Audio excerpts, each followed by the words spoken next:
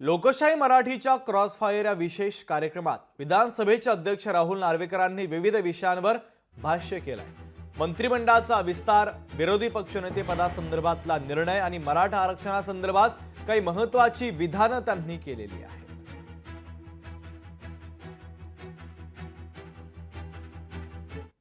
मंत्रिमंडळाचा विस्तार निश्चितपणे होईल याबद्दल माझ्या मनात कुठची शंका नाही, कारण शेवटी एवढं मोठं राज्य आहे, एवढी खाती आहेत, केवळ मुख्यमंत्री आणि दोन उपमुख्यमंत्री एवढा मोठा कार्यभार एकटेच सांभाळू शकणार नाहीत। निश्चितपणे त्यांना मंत्रिमंडळाचा विस्तार करून सहकाऱ्यांची मदत घेणं हे आवश्यक होईल आणि त्यामुळे येणाऱ्या काळात लवकरच हा विस्तार होईल असं माझं मत आहे। प्रत्येक विधानसभा ही आपल्या नियमानुसार आपल्याकडे असलेल्या प्रथा परंपरेनुसार निर्णय घेत असते।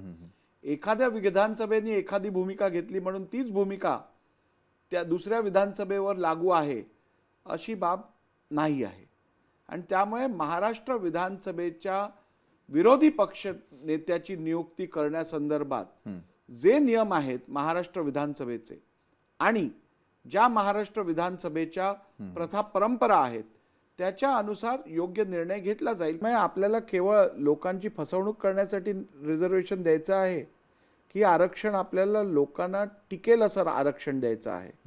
हे सरकार माझ्या मते लोकांना टिकणारं, समाजाचा फायदा होणारं आणि कोर्टातही हे सेटिसाइड न होणारं असं आरक्षण समाजाला देऊ इच्छितं।